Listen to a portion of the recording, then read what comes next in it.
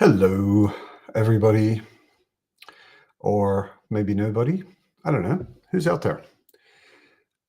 It's Christmas Eve. Merry Christmas if you're into that kind of thing. And happy holidays or whatever. Happy Festivus if you're not into that kind of thing. What are you doing for your Christmas other than sitting around watching me talk to myself? I am someone who, first of all, I don't have that much family left. And what family I do have lives on the other side of the world. So Christmas is always a time for a break. It's a lot less stressful than a lot of people's Christmases, I think, because I don't have to travel all over the place and see family, which can also be stressful sometimes. I am chilling by myself with my cat, Fitz. I am also, tomorrow, I am going to a big Christmas dinner with one of my best friends and his lady and some other friends. Maybe some board gaming, probably lots of drinking, far too much eating, that kind of thing. Hello, John. Merry Christmas, Jerome. Hi, Anitha. I don't want to get too personal, but are you Hindu, Anitha? Are you at all religious? Terry, Ron's here. Jerome is going to visit family tomorrow. Anitha was just stopping by to say hi. Hi, Anitha. Have fun with your friends or wherever you're going out to. And Britton is here. Merry Christmas, everyone. Merry Christmas. How are you, Matt? Pretty good. Oh, yes, you are. Anitha is Hindu. I don't know. Is there a sort of roughly end of year Hindu celebration? I spent a lot of time in India and I was there for Holi, and I ran into some of the spiritual festivals, but I don't really know that much. Don't know that much detail about it. Rogue's here. I don't know what that means, Rogue. I assume it's Gaelic or Irish. And I assume it means something like Merry Christmas or Happy Holidays. I have no idea. Hi, Griftkin. Merry Christmas yourself.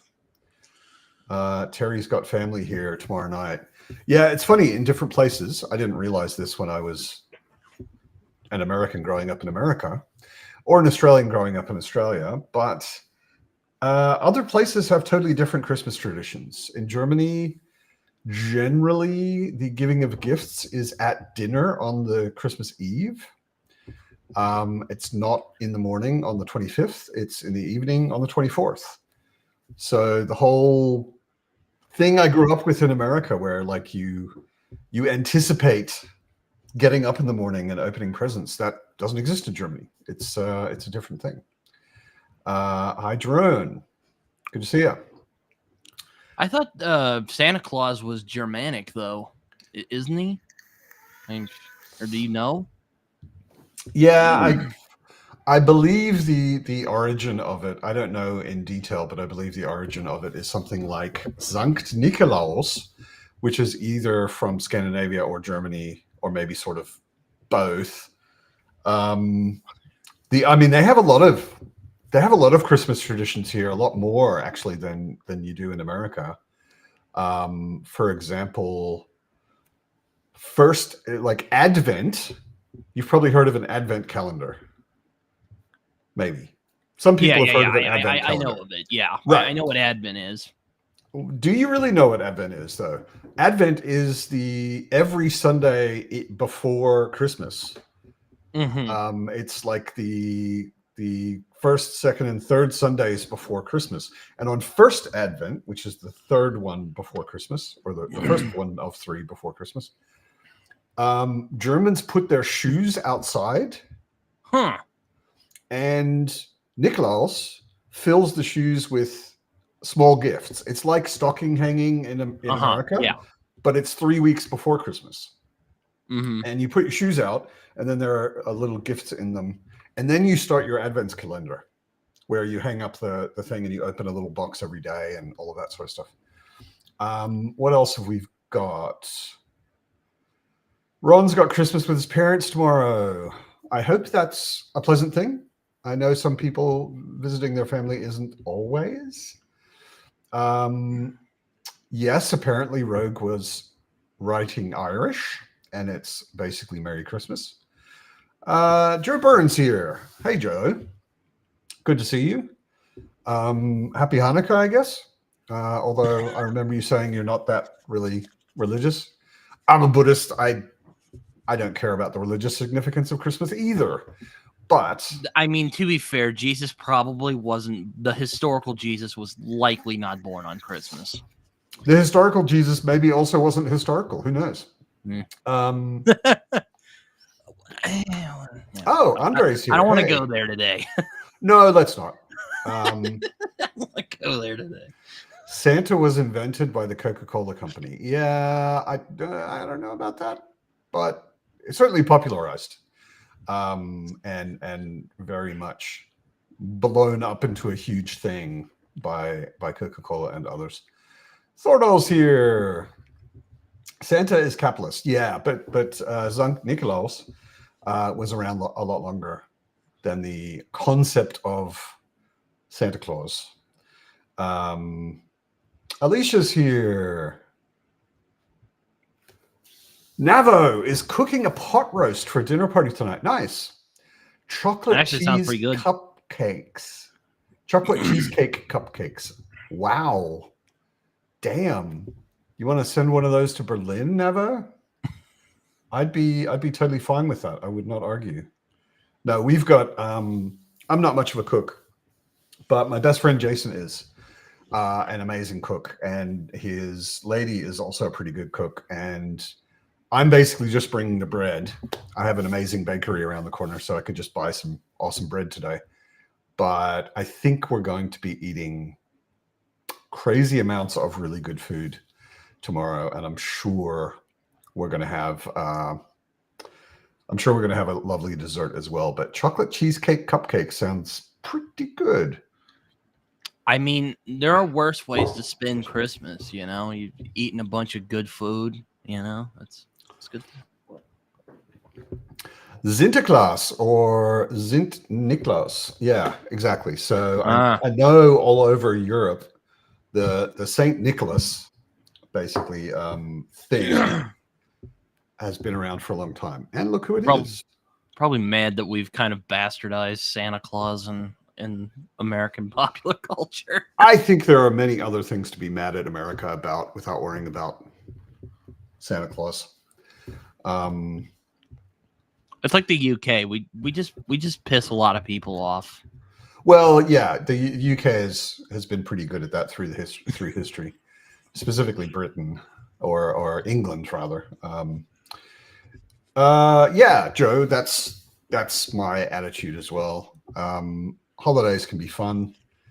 If you see my camera wobbling, it's because Fitz is rubbing her head all over my monitor, which is where my cat does that to my microphone. I'm like, stop it. Yeah. You're gonna knock it over. Trevor's here. Trevor often doesn't make it live, but of course, Christmas is a different time. Hosting family book exchange with hot chocolate and cookies. That is actually pretty cool. So you don't give each other gifts. I mean, like random could be anything gifts. You give each other books. That is a I think awesome Christmas tradition. Daniel is making cranberry orange tarts. Wow. I've never had cranberry orange tarts. That sounds good. Daniel could send one of those to Berlin as well if he wants. That I'd be fine with that as well. Although I'm not a big fan of cranberry, but I'm sure they're super tasty. Dan is the worst present wrapper ever. Yeah.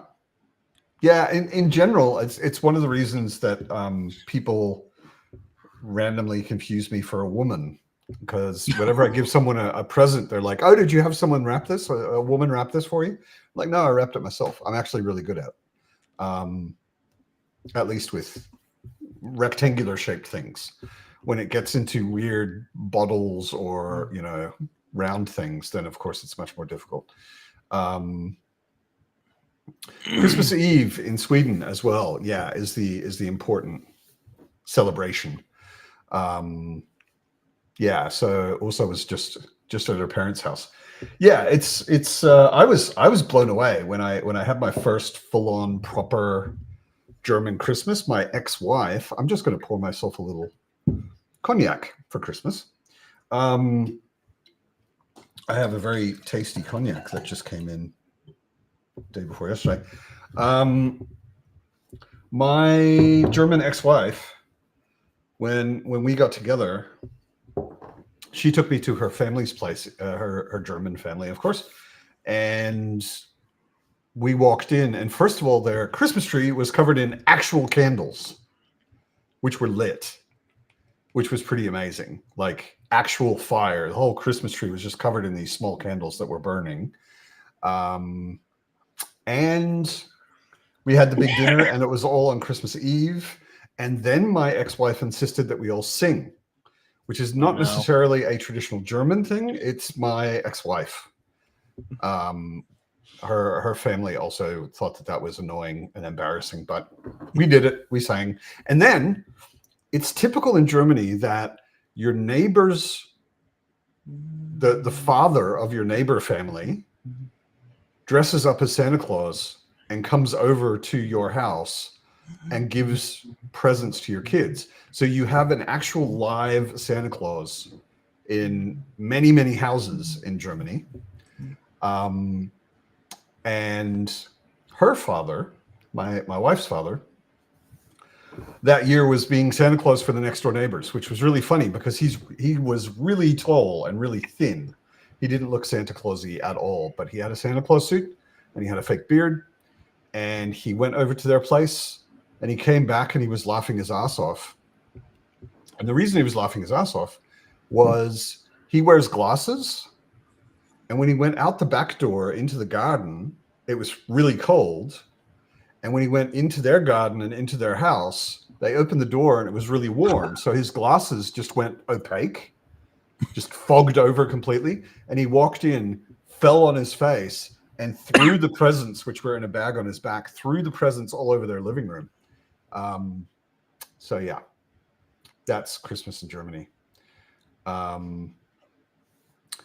Heading out to play poker, smoke cigars, and have a few drinks. That actually sounds very nice. That is a Christmas Eve well spent. Again, the worst ways to spend Christmas. Yeah. Well, I've only got my cognac and my cat, but tomorrow night I'm going out and having a big Christmas evening.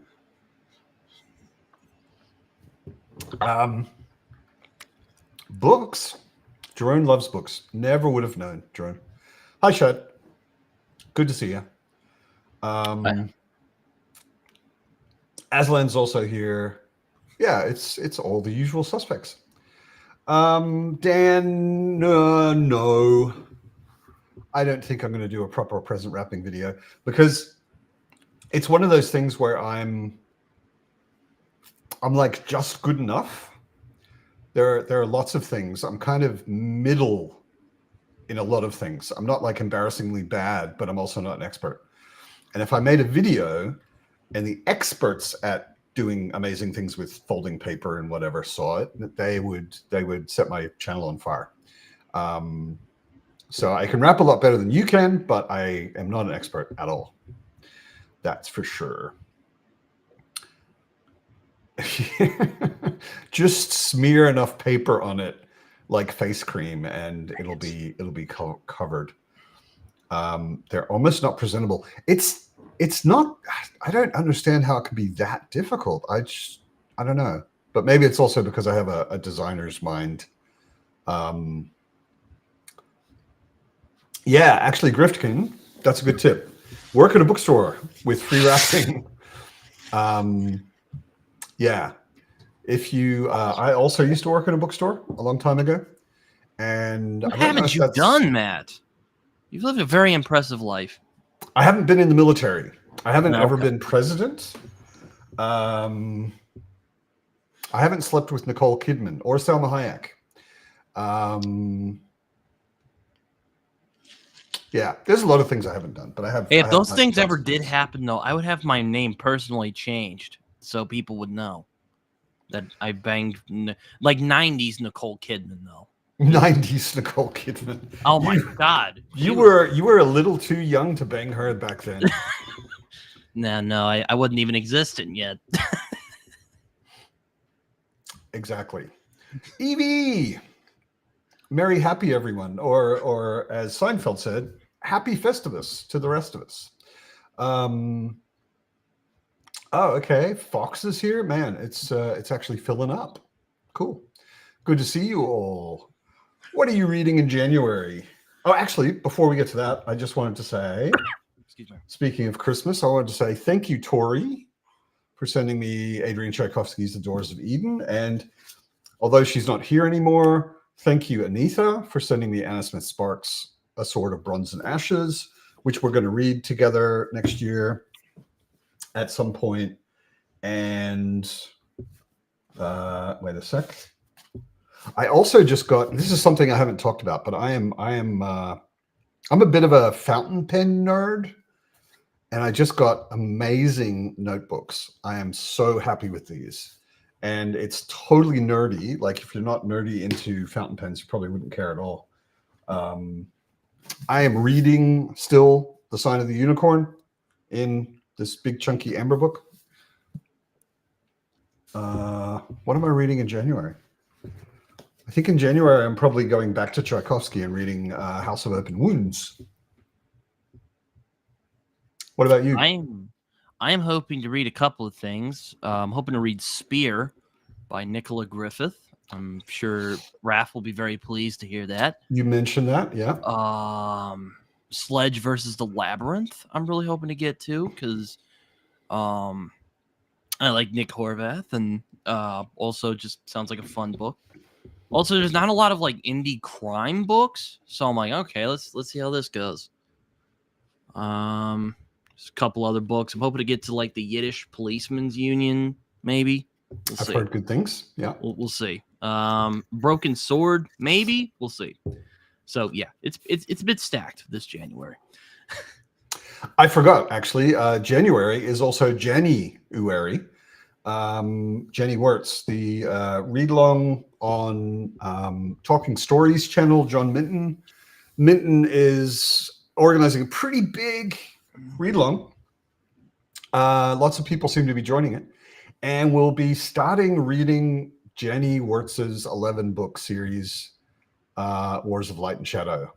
And January is the first book, Curse of the Mistwraith. So I will definitely be diving into that in January as well. I was thinking about doing a pub special edition like I did with Tchaikovsky, and doing a Janny interview with like me and 3 other people in January, but I think I might not be doing that actually. Gotta love those puns. Yes, especially when they're really clumsy to say. Griftkin was in the military. Yeah, Salma Hayek is in a lot of boys' dreams, I think.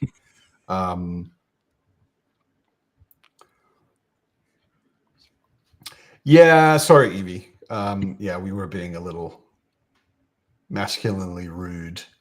I would agree. Current Nicole Kidman is still lovely, just different.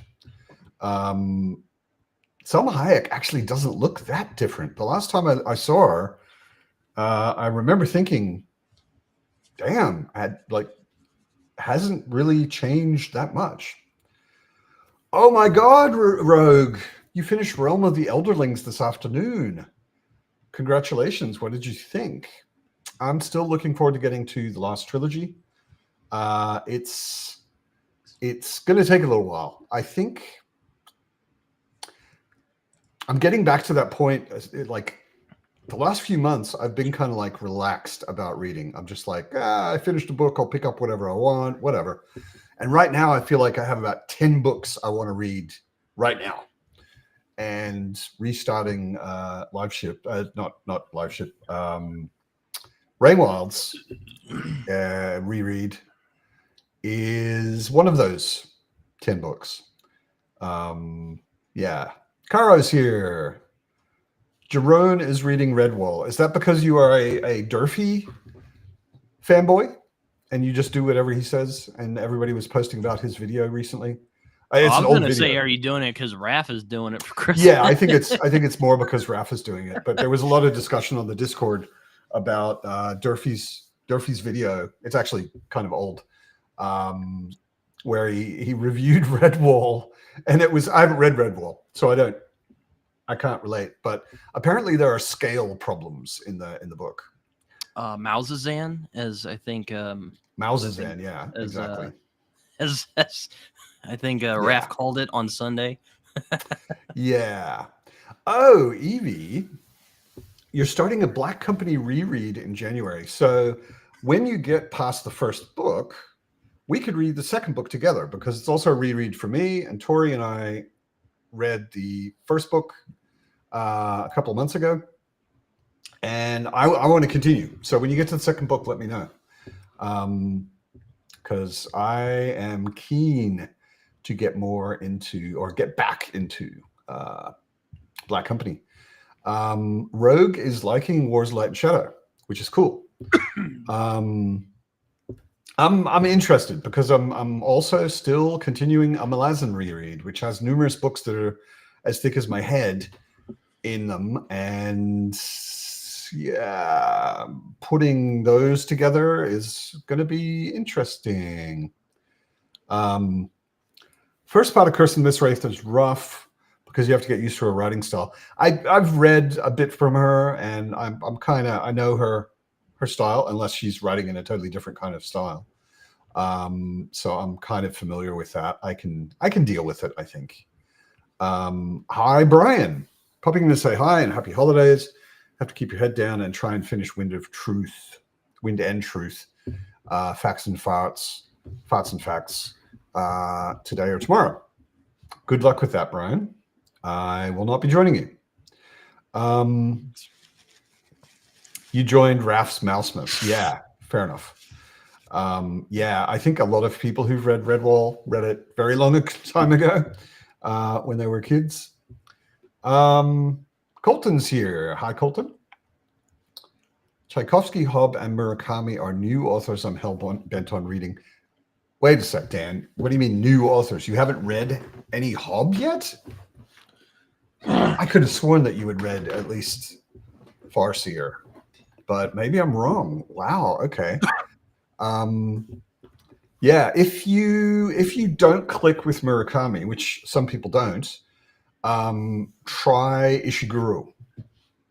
Ishiguro is he's not Japanese in the way that Murakami is. I mean, he was born there, but he moved to London, I think, when he was like 3 or 5 or something. I've heard Murakami's very like westernized, like Western audiences will kind of more what's the word? Vibe with what he's doing.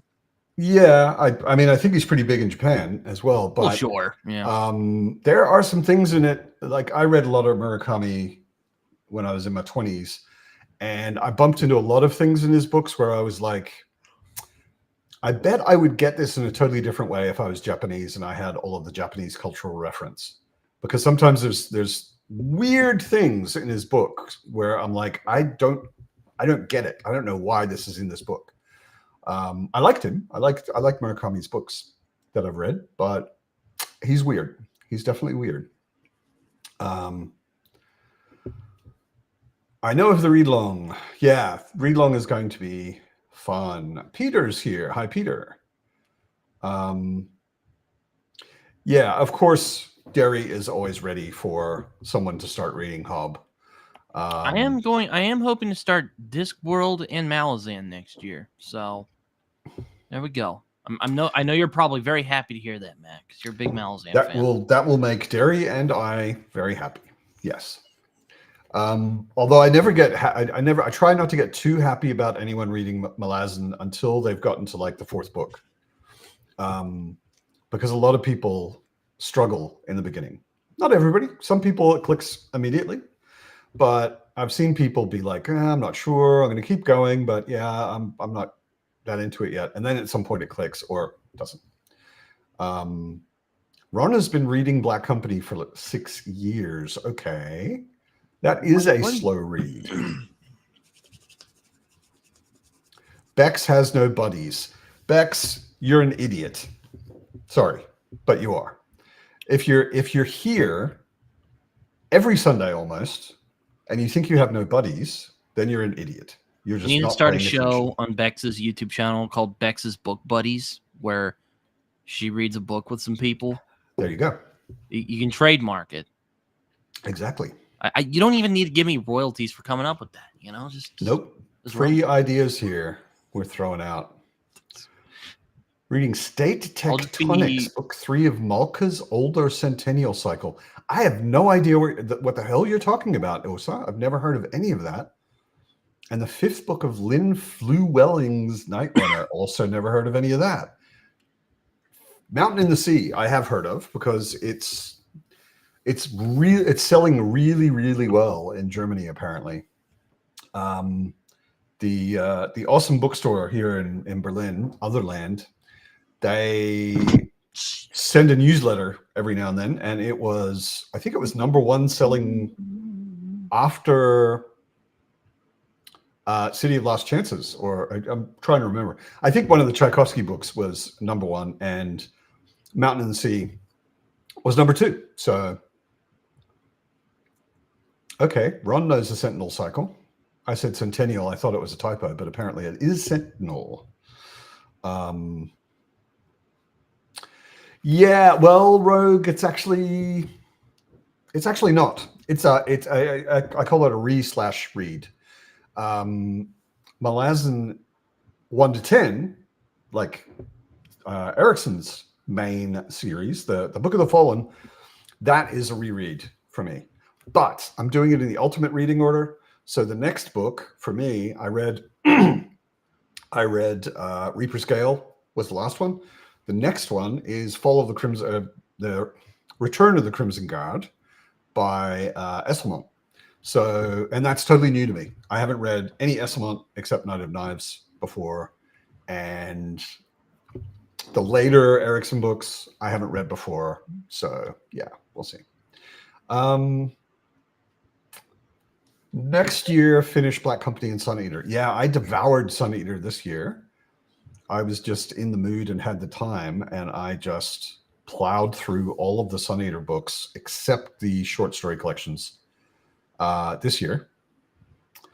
Donna Tartt just started City of Lost Chances. Yeah, I hope you love it, Mitch. I loved it. It slowed me down reading just because of the style and structure of it. I was only reading like sometimes a chapter a day, or maybe only 2 or 3, but I really, really enjoyed it. Little Friend, Donna Tartt, I read, I can't remember what I read by her. Didn't she do the Goldfinch or whatever that book's called? I don't know. That wasn't the one I read, but she did a dark academia kind of book that was actually quite big. I remember the book, but I can't remember the title for the life of me right now.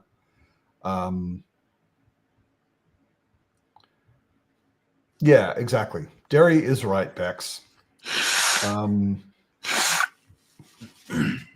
Oh, I didn't realize, Dan, because you never make videos anymore, that you've read Numerous Ishiguro this year. Remains of the Day is next on my list. Since I read Never Let Me Go, and then I was like, okay, this guy's awesome. I want to read everything he's written.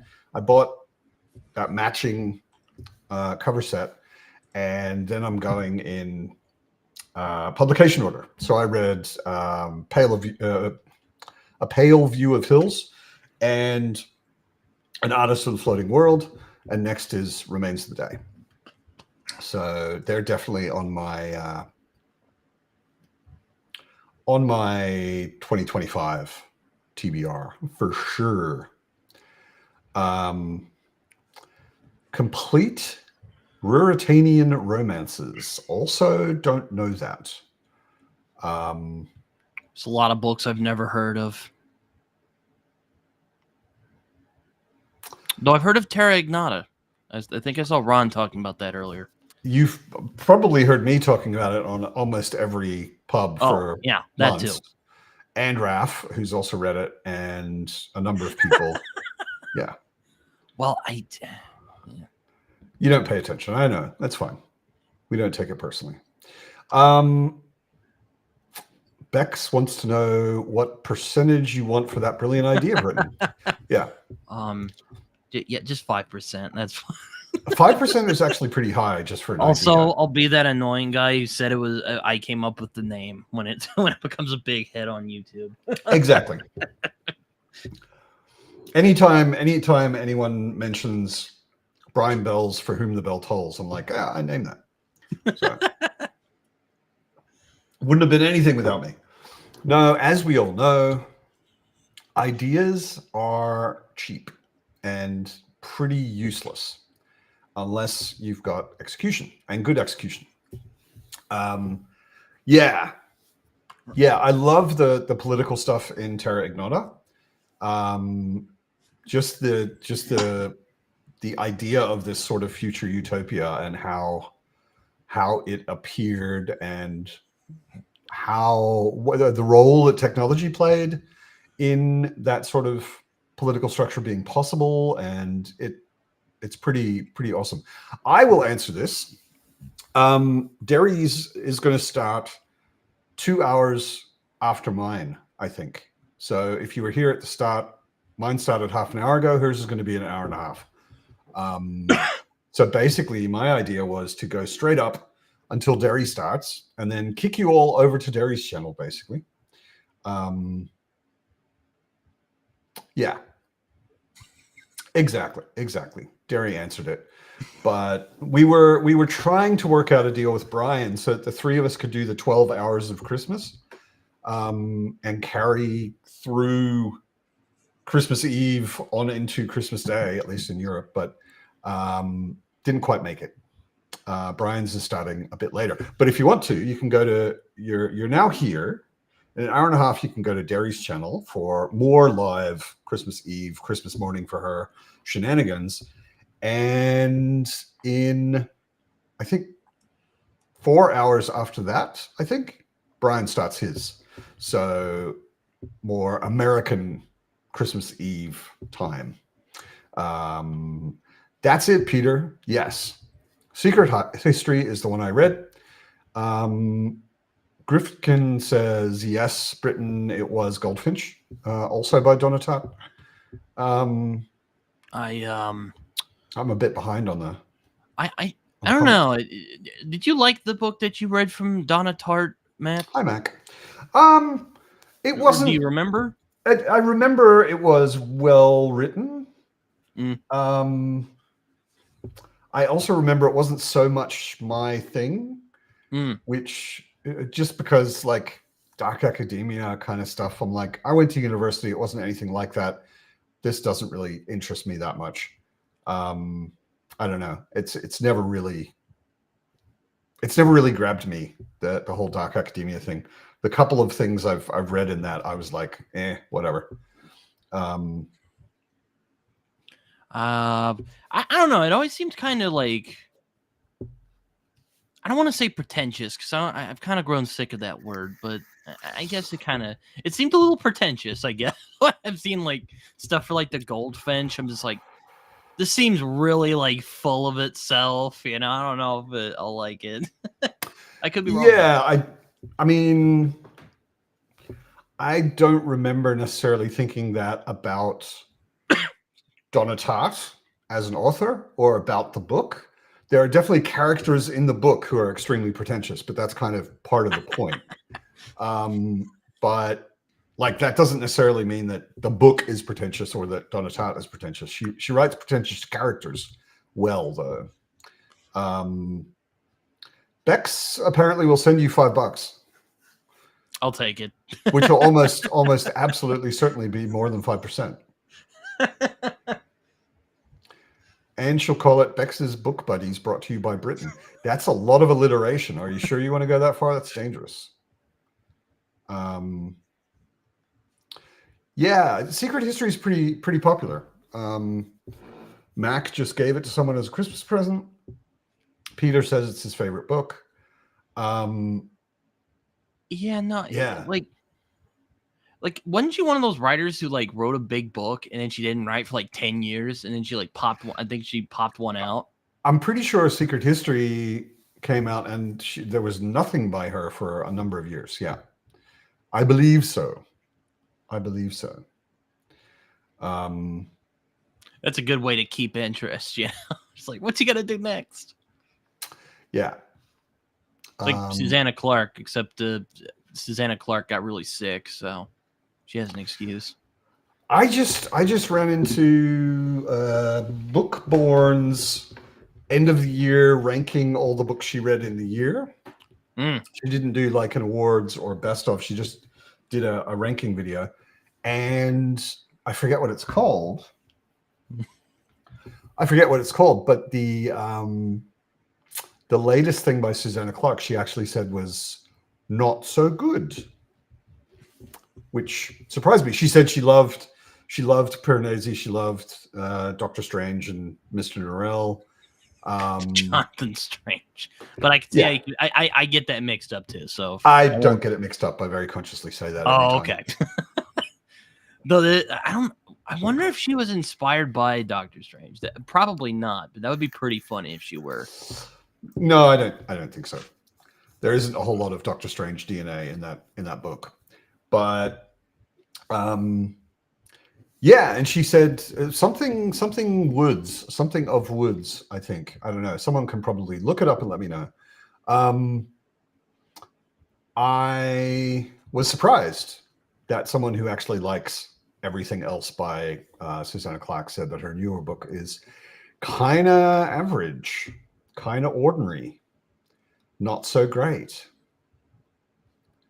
Good morning, Derry. Good morning. Hello, Merry Christmas. Likewise. Oh yeah, you're in the future, so it's actually Christmas Day over there, isn't it? I have had spoil myself terribly breakfast of fried bacon and eggs and mushrooms, and it was delicious. But now I have a sesame seed from the bread stuck in my tooth because there's always one you can't get out. No, that's what sesame seeds are for. Yeah, pretty much. So yeah. I'm feeling good. Mitch, I'm excited to hear that you're going to read more Paul Auster. New York Trilogy is, like you said, it feels like early writing. You know, when it came out, it was quite revolutionary and different and interesting. Now that I've read almost everything that Paul Auster ever wrote, I look at it and I'm like, this is definitely his first book. He had a long way to come. Yeah, and he did a lot somewhere and developed a lot since then. So, and he also had sort of a spectrum that he was always moving back and forth on between extremely meta and much more straightforward narrative. And New York Trilogy is quite meta. It's not like way over here meta, but it's pretty meta. Mm-hmm. And then he's got another one called Journeys in the Scriptorium, which is like way too meta. I couldn't read it. But then his more straightforward narratives, which are often kind of magical realism in a way. Really, really cool. No. Jerome, that may be true. I don't actually know, or maybe it's novella-ish or something. I'm not sure. He's talking about Susanna Clark's. I mean, Gillian Flynn did it, so I mean, it's not a. The Wood at Midwinter. It's a short story. Yeah. Okay. Dang it, I've wanted to read that. I didn't get around to it. Yeah. I have not read it. It's cool. Oh wow, controversial, Peter. Lowest books of the year are Thoughts and Facts and Fury of the Gods. He's just hating on the BookTube darlings. Yeah. I love it. Wow. Okay. Yeah. I haven't read it. I don't know. I don't even. I'm not gonna like diss Sando because the Mormons and the Sando fans would come get me. There around it. Yeah, but You might get assassinated by the Mormons. yeah, I think actually more from the Stormlight fans or the Cosmerians. Oh, okay. I think though the thing that hit me was because I was into the Stormlight archive for a bit. I read a couple of them, and then I think I read the third one, and I was like, wow, this is a lot longer than it feels like it needs to be, and it's not keeping me. Some of his books keep you quite gripped for a longer period of time, and I was like, oh. It's not a good look when you're in one of the biggest books there are, and you're going, how much more? Yeah, not good. Couldn't this have been 25% shorter? Yeah, but it is why I am on the sidelines for people going through Assassin's Quest, because that's the one in Hob. That's the one that you do sort of get people, because you're not fully into the series yet, and you aren't necessarily invested in where the story's going to go, and you're just kind of walking. And people are like, is this really worth keeping going? So I'm on the sideline going, yes it is, keep going. Do keep going. There are much better things ahead. Exactly. Yeah, and I mean, I'm always, we were talking about it last pub, I'm always a bit hesitant to say how awesome the first half of Fool's Errand is, and then explain to people that it's basically just two people talking, because I think that could scare some people off. But it's like absolutely but it's a masterclass. Two people talking. Character work. Yeah, exactly. Yeah, because it creates the heart of the entire series, because this is that's the part of the series where you see Fitz's relationships with everybody with nothing at stake. This is where he and Fool just to get to be friends, and you see the interaction between them, and you see the depth of that connection, and you see just the enjoyment he has spending time with Shade, and those things are so integral to who Fitz is. So when we got that big chunk of it, you're like, oh, this is just so meaningful and so rich, and I mean, if you fell in love with Fitz and what little Fool there is in Farseer, then you'll love Fool's Errand, no question. Mitch, I would recommend, if you want some Ulster that is really good, and I think a lot better than the New York trilogy, and is totally different than the New York trilogy, and is my favorite Ulster book, read Moon Palace. Moon Palace is an excellent book, or Leviathan is also a remarkable book. Yeah. Back to Sando. Farts and Facts has got his worst prose and comedy yet. Wow. Okay. Peter mentioned in the comments, and I heard this a couple times, that he uses like a lot of modern lingo in his newest book, which I can see how that throws a lot of people off, because it really can. Very much about that tone of language doesn't work. It's also one of the things that's always, like, right from the beginning when I first started reading him, I was always a little bit disturbed by how clean his swearing is. Like, he invents very sort of neutral, cute kind of swear words. I'm too Antipodean for that. Yeah, exactly. That's why I like Jay Kristoff. I'm far too Australian to let There's any some author very get away inventive with swearing in Empire of the Vampire. Yeah, and I was down for it. It was wonderful. Yeah, this just, I mean, it made me very conscious of it being kind of an effort to be family friendly and not be rated or R-rated. And I'm like, it's a book for adults. Fucking got swear. To the end of Empire of the Vampire and went, oh, he didn't use the C word once. Well done, Jay. Yeah, exactly. Because it could have gone in there so easily with the tone. That's an Australian author when you're proud of them for not using the C word. Yeah.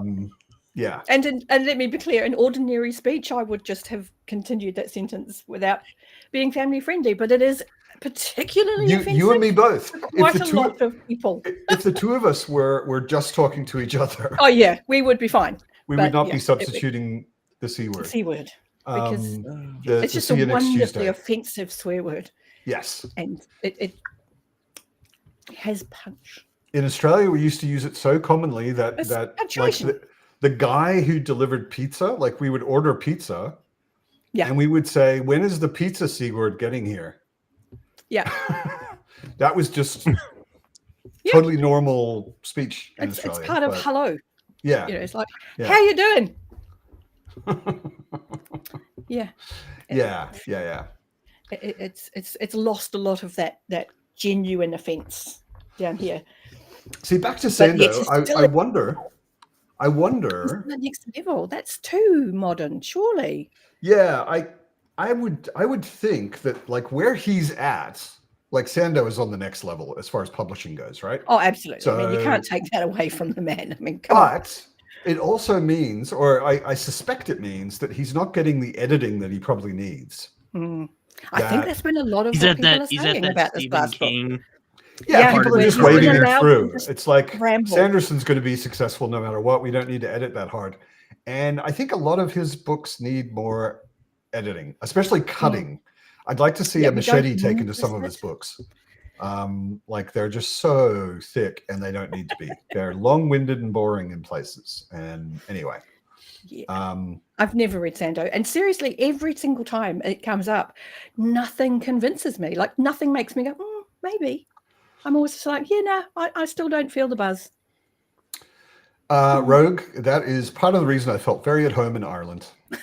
I love Ireland. I've been there 5 times, different trips, and I loved it every time very much. I mean, and that's where the Australian swearing comes from. A lot of Irish, a lot of Scots in Australia and New Zealand. So, I do think it's kind of funny how a lot of people just prefer not to say the C word. You know, I mean, I'm the same way. There's just something particularly nasty about it. I guess. It is. I don't know. for Americans, For for particularly Australians, it's totally normal. It's just normal. From anybody. talking. It's not that it's not rude. It's just that nobody cares that it's rude. You know, nobody gets offended. Because you by can it. still use it as a swear word, and it has as much impact as a swear word because it just does. In Australia, I would use it at work with talking to my boss. Oh my god. Yeah. You know, it just wasn't like, I mean, It's it was everyday parlance, not a good problem. boss that I was kind of friendly with, but you know, it wasn't that big a deal. Colton, I am so happy whenever anybody That blew your mind. reads I Lord of watched you Light. react to that on Discord. I am so happy whenever anyone love reads that Lord of Light too. and really gets into it, because it is such a cool book. And so far, I would say in my reading, it's one of those unique books. Nice. It's so different from anything else I've ever read. And I love it when people are like, "Oh my god, I found this thing and it's amazing. I love it." It's Yeah. the best feeling. But Bone Hunters is also my favorite Malazan book. So I'll almost be disappointed if Bone Hunters isn't your book of the year. But you're very early on, so you probably won't finish it this year. So it belongs in next year. That's right. Stormfather. Yes, exactly. Sanderson. By the Stormfather. That actually sounds pretty cool. Sanderson But used here's the horse shit? What? Yes, it's surprising, but I actually see The that one S as being word? reasonably valid. I mean, when horses are so much more of fantasy worlds, I don't know if that's the case in this particular book that you're talking about, but Totally. fantasy, horse shit would be kind of like, I can see that. Okay. So he gets that one. But not the other. There has to be Peter says he had a AMA on Reddit, and he said he is now more edited than ever. Then he needs new editors, from what I can tell. Yeah, I don't know. Yeah. Oh yeah, Griftkin. Not all roundabouts are raised. Yes. Oh. Yeah, in Ireland they have roundabouts. Yeah. So you got Yeah, 4 we do. roads They're coming, huge here as well. and Yeah. they're roundabouts, but they're flat. They're just markings on the road. Yeah. In Australia, they're usually islands. They at least have sort of a curb in the middle, and usually they have maybe even some trees or something in the middle. But yeah, some of them here are flat deliberately so that buses and trucks can cut them. Okay. Because otherwise there's no way they're getting around the corner. Yeah. So and others, as you say, are just painted on the road, and others are like proper. There's maybe a statue in the middle of it. Yeah, most of them where I grew up, Canberra, which is the capital of Australia, is the most boring place in the world. It's pretty much the most boring city, certainly the most boring city I've ever been to. Literally designed by committee, so take that where you will. But it's got an interesting design, which makes for really good. It is safe. It is very safe. Traffic management and safety, and they kept a lot of nature in the city, which is also awesome. But there are roundabouts everywhere. But they always built them up. I don't think any of them are just flat with a painted ring. So, yes, Griftkin, in America, the C word will get you sent to HR. Yeah, exactly. I thought you might get fired on the spot if you say the C. Maybe, yeah. Hey, Derry has a grumpy cat. I do have a grumpy cat. This is Mossy, and he was very brave yesterday. He had some wet food. He doesn't do wet food. He's incredibly fussy. So I got him some wet food as a treat. And he was like, oh, this is great. And I'm like, you bastard little liar. We've been trying for years to get you to eat wet food. And he's like, no, this is great. What are you talking about? Fitz lately has been weird with food just casually and water. Gaslights you. Fitz hasn't been drinking her water. Oh, that's not good.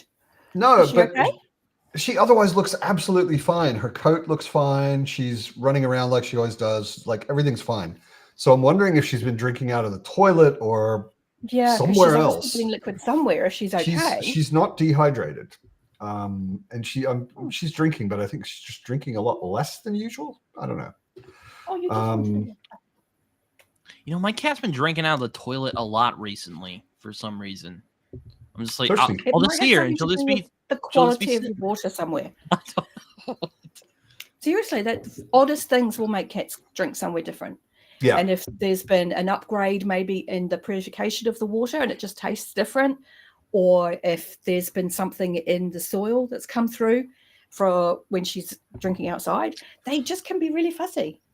I've got I'm wondering, actually, I need to change it out and try something else, but I've got a sort of a large rubber mat under her water bowl. Yeah. Because she loves drinking from her paws.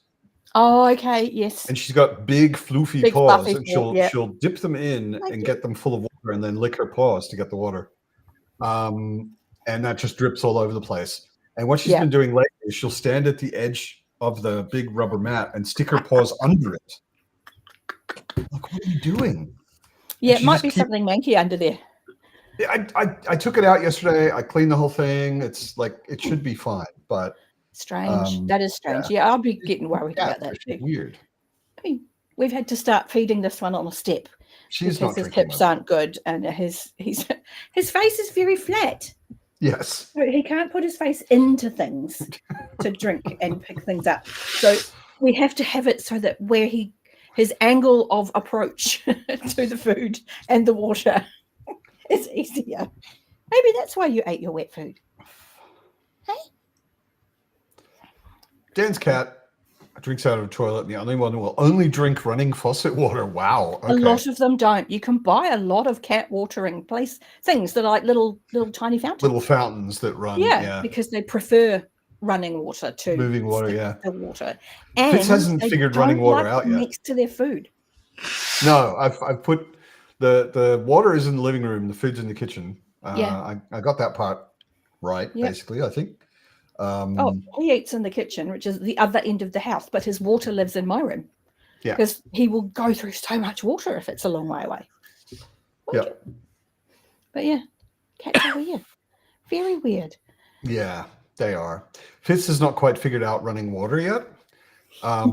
Like she has a thing that if I'm in the bathroom, she will jump in the tub. Oh, always, and I call her Tub Cat. Right. So Tub Cat when she's in the bathroom. And recently I started turning the water on when she's in the tub, just a little bit. Yep. Just there could be water in here one day. Yeah. And this is typical Maine Coon. She doesn't mind getting her paws wet at all. No. She'll walk around in the water in the tub. Mm-hmm. But she was totally confused and shocked by the water coming out of the tap. Yeah. for a long time. It's like She'd when- see it and she'd be she'll like, go, whoa, what's that? And then she'd stick her head under it and get her head wet. And then she'd be like, whoa, what happened? And now she's kind of getting it, and she'll just sit there going like this. Yeah. Interrupting the flow. That's always a fascination. Just hitting it. But I did eventually have she a may cat that get used it. to go to the toilet, in the toilet, and she was such a good cat. I've That's had some of convenient. the weirdest cats. I had one that would get really shitty if you didn't feed him, and he would go into the pantry and knock only the tins of cat food off the shelf. And we were like, how? By the way. Yeah, hello. And yeah. Yeah. Oh, you trapped in my headphones. There you go. One is a bum and one is a diva. Yeah. I understand that. Fitz is Not sort of both. in between. Depends on the day. Yeah. Yeah. But Fitz is a sweetie. Cat will not touch water whatsoever unless it is to drink. Yeah, it's kind of a common characteristic of Maine Coons, which Fitz is, that And some they cats are really water love it. cats. Yeah. She doesn't Which is mind water at very all. strange. Like I've never like showered her or tried to wash her or That one? anything like that. Loves a bath. Okay. You stick him in a sink of warm water and he's in heaven. He's like, this is the best thing ever. But he hates being dried. And with that much fluff, that's not okay. Because wet cat stinks. Yeah. Yeah, So, I yeah. imagine it does. I've never needed to. Fitz spends at least half the day cleaning herself. So Yeah. and she always looks clean enough. She's got these sort of MC Hammer pants. Yeah, we On the call them back. bloomers. Yeah. Yeah. Kind of Not sketchy long bloomers. hair, and every now and then there's a mistake back there. Yeah. And I have to get in there with some scissors and some cloths and stuff, but Yep, that's that. otherwise not a big deal. Yep. No, it's literally why we had to go at him with the clippers eventually, because it's like there's just too much here. There's too much here, and it gets matted and it gets manky, and you're like, Yeah. But yeah, again, loved being in the water, but Yeah. hated being dried. Hates getting dried. Yeah. So it's a pain in the ass. But that's How okay did- because we love him. How do we feel about a sprint? Well, I A little could do reading. some. Actually, I'm not going to do laundry. It's Christmas Day. I'm going to read. Yes, good plan. Yeah, I think you should read. My vote is Yeah. for reading. So let's go until 1:30, Alrighty. and please mute yourselves and enjoy your book.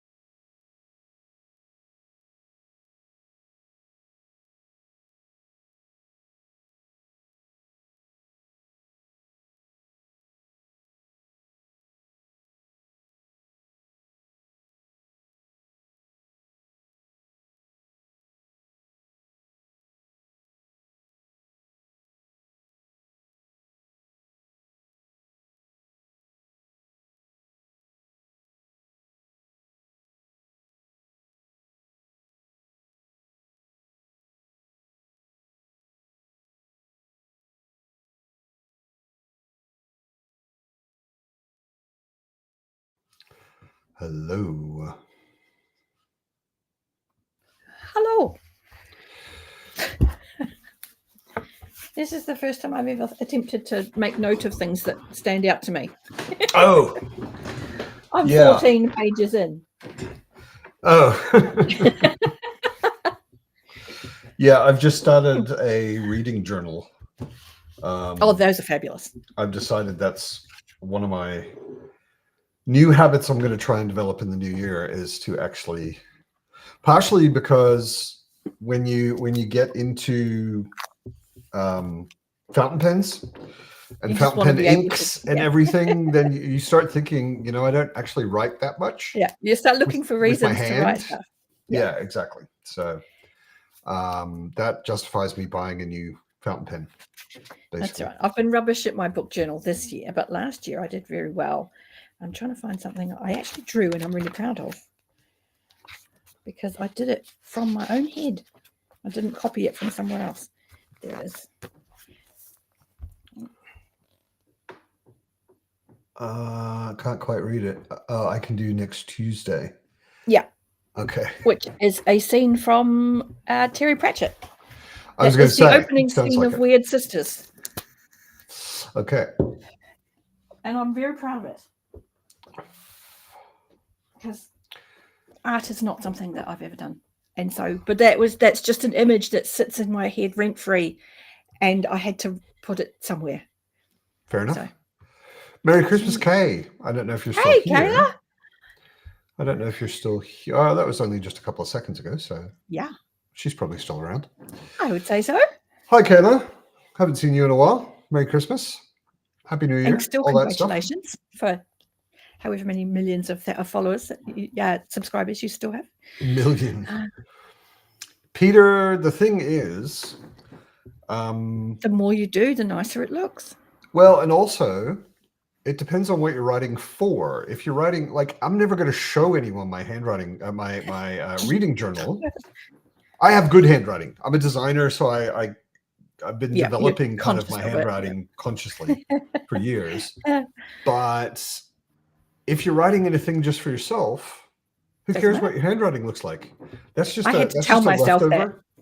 It's just a leftover from horrible teachers you probably had as a child who told you that your handwriting was horrible and that you should be ashamed and you are a little monster or something. Yeah, but I was censoring myself writing notes about something, and I thought, why don't I just write what I'm actually thinking? Because nobody is reading this. Yeah, exactly. So and, my actual notes are just like scribble. I sort of listened to Jonna. She had a video on it. But this is the way it's also the way I've done it in the past. So I've just started. I haven't written any actual notes. I've just written the title of the book I'm reading, who it's by, and when I started. When I finish, I'll write when I finished. And this is, you can't really see it. Oh yeah, you can probably see it. It's a dot grid, but it's a really good dot grid. The best, man. It's an even better than normal dot grid, because at a certain number of dots, it's got heavier dots, which are sort of little pluses. Yes. So it gives you automatic sort of measurement of the page. So what I'm doing basically is I'm writing down the left side of the page in the larger area, like here, whatever I want, just thoughts, whatever. And then on the right side, in the sort of margin, I'm writing in a different color because I have multiple pens inked at the same time and I want to use them all because they have beautiful inks in them. Yeah. I write down the side here page numbers or a particular quote maybe, or a note about a theme or whatever. Nice. So that when I go through it later, I can be like, oh yeah, that theme, there was a scene exemplifying that theme and I've got a page number, and I can find things easier. I tried my first journaling as I read when I had Piranesi out from the library, which means I haven't actually finished it because I had to give it back. But it's literally just like a running commentary as I've gone through by chapter. And without putting any spoilers in, I've got here, is the writer insane or delusional in some way with this as an expression of mental state? Because I don't know what's happening. And I'm Yeah. like, okay. Yeah, it's one of those books that takes a long time before you're like, Yeah. oh, And I've gone, okay. these things seem really symbolic of basic human themes and emotion, but I wonder if they're an internal creation or if they actually exist. And that's word for word. So forget That is being a so valid structured question. as themes or pages, or it's literally I've read a chapter and gone, that's weird. Are they crazy? Yeah.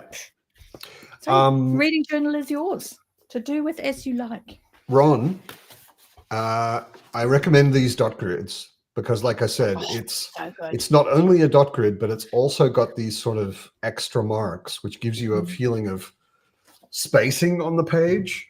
I cannot live with lined journals. It feels like tyranny to me. Yeah. I hate lined journals. Because I like a dot grid because it gives you put a picture somewhere, you can sketch something. a dot grid gives you a feeling for structure. And if I want to write in clean lines, it's enough structure to do that. But then I can also doodle or write in bigger letters or whatever. And I don't feel like I'm breaking lines or anything. But this one also gives you really, really nice dots or like structural spaces within the dot grid as well, which is very nice. I like it a lot. And Tori's here. That structure, you are free for it to be what you want it to be, whether it's this is how many pages I read today, and it's very graph-like where you can just like make it. And seriously, I'm not going to go through and show you my last year's journal, but there's some pages are very structured in terms of there is a grid with number of pages read, author, type, whatever, and other pages are very free-flowing, and it's just it's and lovely. There's a freedom to it. I'm a bit of a typography nerd, and I like doing hand lettering. Nice. That is different. It's not just my flowing handwriting, but and I do that for different titles of books. If I want to talk about a book, then like for Discworld, it'll be some quirky kind of, I'm going to make these letters up as I go, maybe use different colors for every letter, depending on how creative I feel.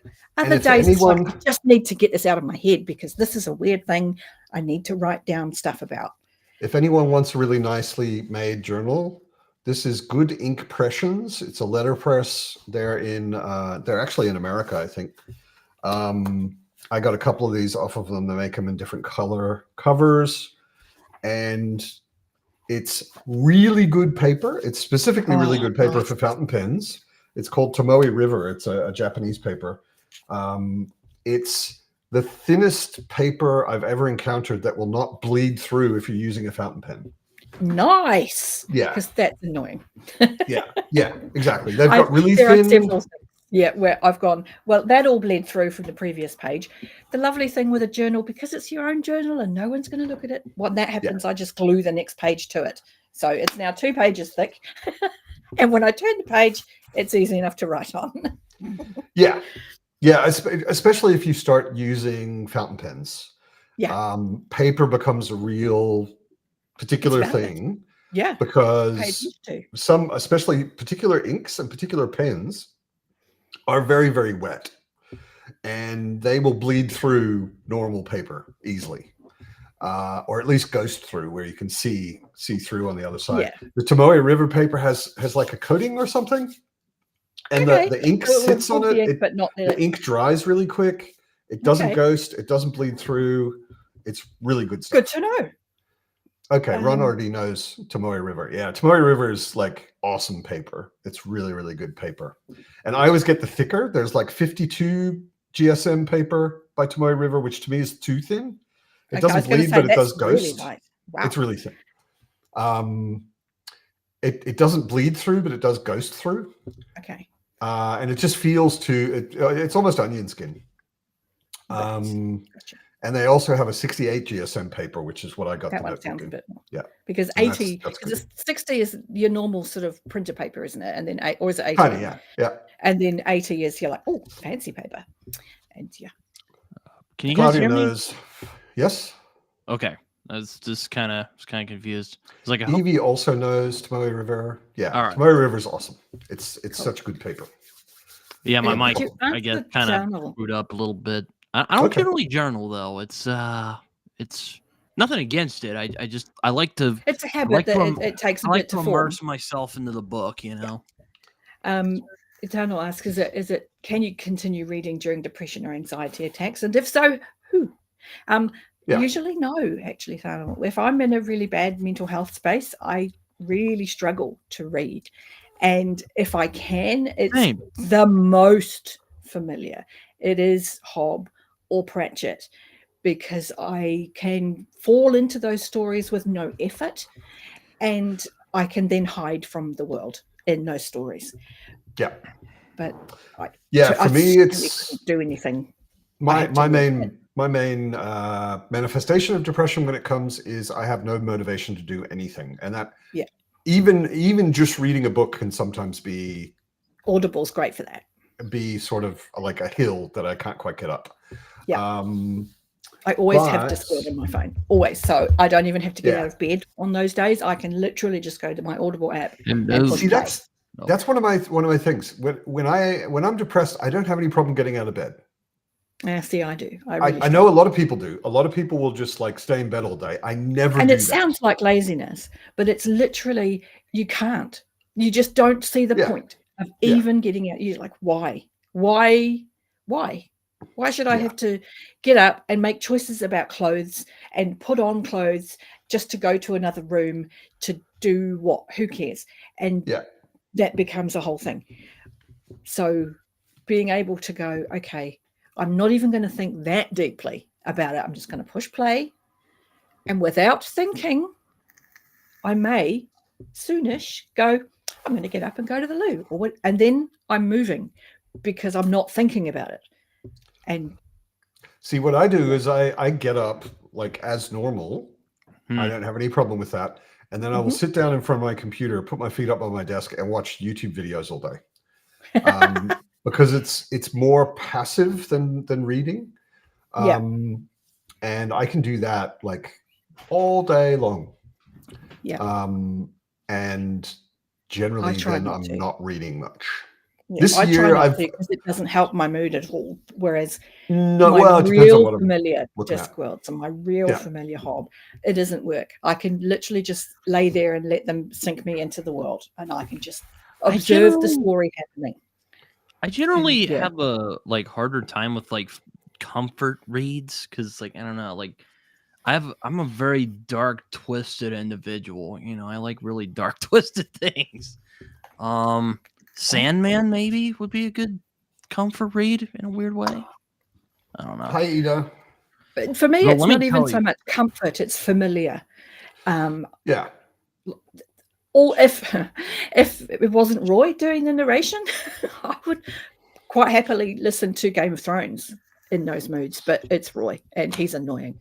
And whereas, I probably could actually include this in my stuff that I use for those times, which is the histories, the World of Ice and Fire, where Simon Vance narrates, or even the Night of Seven Kingdoms, although I'm not as familiar with that one, that Harry Lloyd narrates. Night of Seven Kingdoms is awesome. I love those stories. Yeah, it's kind of his Coffers of Grey Mouser a little bit. Kind of. Are you a fountain pen person, Ron? I don't know. And do either of you follow Leslie's fountain pen videos? Yeah, I've looked at some of her fountain pen. I mean, there are channels that I watch that are just about fountain pens and journals and stuff. But that's more what I watch when I want fountain pen stuff. This is my favorite.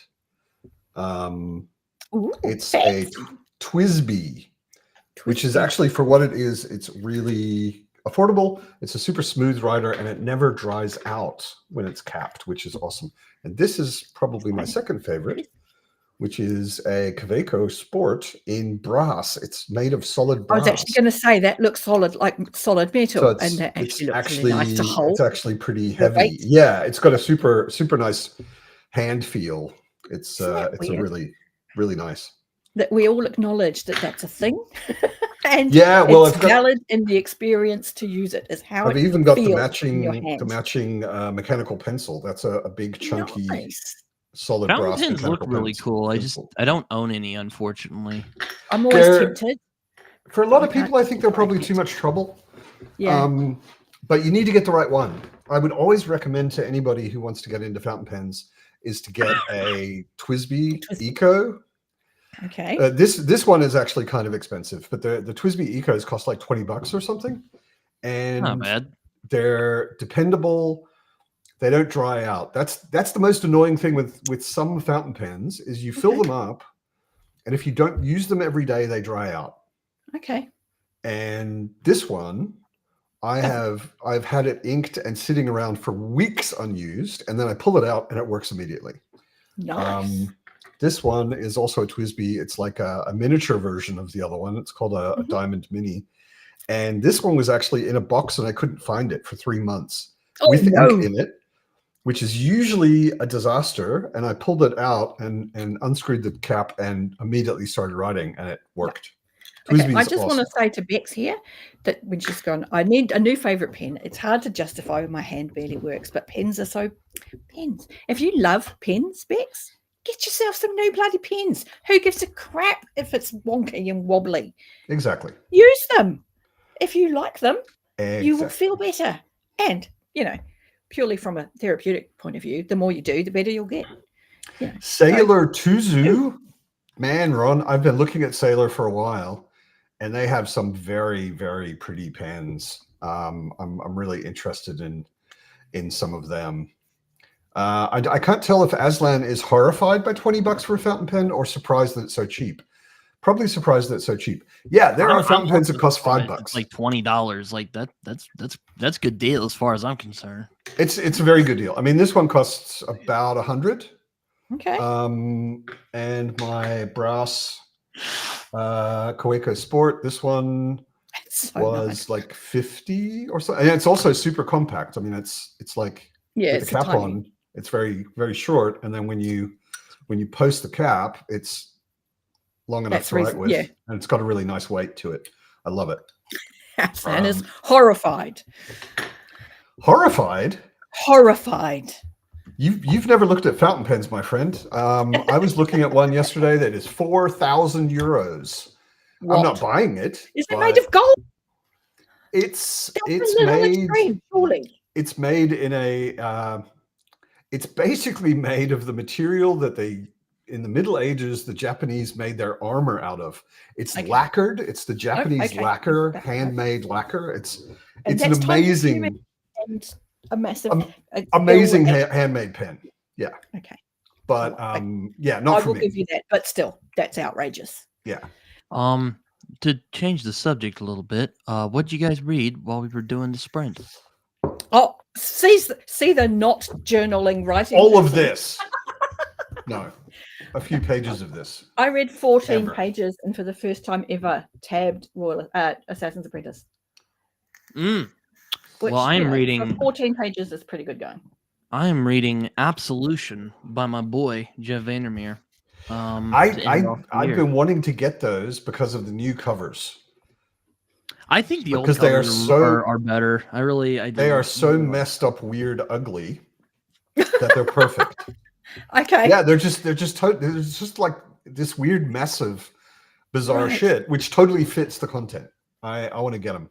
I've started the third novella, and it's probably the most times I've read "fuck" in a single, and it's only been like 10 pages. I'm like, Jesus Christ, man.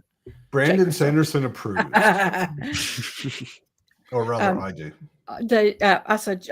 With the fluffy or funny. I just read the first of Gail Carriger's books. I read that last month. Soulless. I quite enjoyed that. That was fun. John, you have a Pilot Custom 823? Okay, you're spending a bit more money on pens than I am. We've got a fountain aficionado. A Pilot Custom 823 is a serious pen. It's made Neil Gaiman. Ron is working. Okay, can we all be sad for Ron? Why are we sad for Ron? Working. Oh, you're reading emails. I'm end sad of your for work. You, Ron. What monster makes you work on Christmas? Like that should be crimes. That person should be held accountable. That's a crime against humanity. Right there. It really is. And I agree, Peter. I'm tempted. I might have to work on some calligraphy, maybe. I my- bet you could hire someone to do that. There absolutely. are calligraphers around. That would be lovely. And some of the fountain pen people I have neat handwriting, but it's not beautiful handwriting. Some of the fountain pen people I look at, just when they're doing a sample, they're like, here's the new pen, and they're doing a pen review or ink review. And then they write, just sample texts just to show the color of the ink or something. I'm like, whoa, your handwriting is a lot prettier than mine. I can't do that. Oh, okay, Ron. So that's a little better. That's a little better. In that case, you have kudos and my thanks, because that's worthy of your time. Yeah. I was about to say, if it's like your literal job, like... Yeah, that sucks. But there's something that, for that. And Evie swears it's not Christmas. Well, Honey, you're not in Germany, Evie. You're wrong. Exactly. It is literally Christmas. Joe Byrne. Your Hey, favorite pen Joe, is a how keyboard. are you? I'm also a keyboard nerd. Ooh. I've got a mechanical keyboard. Ooh, that looks I've cool. seen some cool mechanical keyboards, and I just really can't cool, justify buying one. I've nerded out enough that I've got a full set of replacement keys for this that are blue and dark blue and light blue, sort of. Oh, I love that. And some yellow, and I just have to pull all of these keys and put the new ones in. That's exciting. And partly because I can't remember who I was listening to, but they were talking about doing computer studies and learning how keyboards and things at school. And I thought, oh my God, I'm old. I learned to type on a typewriter at school because the school had, I think, 3 computers, and you learn to bounce your fingers off the keys and to touch type. They tie a bib around your neck to the front of the typewriter, so you can't see the keys. Oh, wow. And that was how you learnt to touch type. But I will never forget you have to bounce your fingers off the keys. So I'm always tempted to get myself a mechanical keyboard for that reason, just to get that tactile sense. The mechanical, it's like any kind of nerdy hobby. It's a real rabbit hole. When I was trying to choose, this is my first mechanical keyboard, and I'm not going that deep in. I'm happy enough with it. But I watched some videos. Oh my God. The keys, first of all, of course you can buy crazy custom keys sets from all sorts and then under the keys are the switches, the things that make it go up and down. And there are 3 basic different kinds of switches. Okay. But then there are also super specialists, 10 more different kinds. And if you buy a certain kind, they're more clacky, and other ones have more physical resistance, and other ones go up and down easier. Or it's crazy. It's a whole world of nerdery. I'm like, it's nuts. Ron, I've been thinking about buying an Aspine V126. It's basically a Chinese ripoff of the Pilot Custom 823. Pilot Custom 823 costs $400. Wow. And the Aspine costs $40-50 or even less because it's a Chinese knockoff. But I've heard really good things about the Aspine V126, and I'm really tempted to get one and try it out. Colton is so freaking drunk right now. It's not even 10 a.m. here. Actually, I'm glad I looked at the clock because I need to go and set up my stream. But otherwise, I would raise a glass with you, Colton. But it's a little bit too early for me now. Although I did have a big breakfast. Cheers. I don't know what you're drinking, but I'm drinking a very yummy you know cognac. What? Screw it. It's Christmas. I'm going to pour myself a whiskey, go and set up my stream, and I shall see you on my channel in a few minutes. Exactly. And I will put the link, if you don't mind, Matt, I shall put the link for mine in. Yeah, no, of course. Matt, if you want to join me on screen. Yeah. So I'll see you all soon. All right. Take care, Derry. We'll see you on I always wanted a keyboard, or not a keyboard. What the hell am I talking about? No, a typewriter. A typewriter. And, well, my grandfather died. My parents were going through his house, and they actually had a keyboard, but they got, or not a keyboard. Damn it, a typewriter. And they got rid of the typewriter. And I'm still really sad that my parents did that. When when I was growing up, my grandmother, I used to play in my grandparents' attic when I was a kid, and I went up there one time and I discovered this light blue sort of aqua colored box with a handle. And I opened it up and there was a keyboard inside, a typewriter inside it. It was a portable typewriter, like portable. It weighed like so much. But I asked my grandmother if I could have it. And I used to practice typing on it. I never got good at typing. But it was fun. I love those old keyboards, especially with the old round keys and the real physical resistance. It's really, really nice stuff. Wow. Actually, I'd much rather be drinking like Colton than like Joe. Like Bailey's and peppermint schnapps. Ugh. Everyone's getting That's fucking so wasted. sweet. I like everyone's just getting freaking Straight wasted. vodka. I have no problem with straight vodka. Like I spent a lot of time in Russia, so I got a lot of training in drinking straight vodka. But I was Bailey's like, and I have peppermint told them, are schnapps. you insane, man? Like, oh my god, Ugh. vodka tastes like shit. Vodka tastes like almost nothing. Well, That's kind of the beauty of vodka. Oh, it burned when I tried it. quite neutral. Well, that's not taste. That's I, you being a pussy. well, I was about to say I'm not very. I don't have a great tolerance for alcohol, so that's probably why. Yeah. No, I mean, and you don't need to. Like that's totally fine, of course. I am, just so everybody knows, I am posting a link to Derry's Christmas stream in my channel on the Discord, on the Fireside Discord. So go and check that out. She is starting in a few minutes, so we should get off so that she can get on. Everybody, go over to Derry's. Well, Matt, it's always fun hanging out with you. And Absolutely, Merry man. Christmas as always. Cool.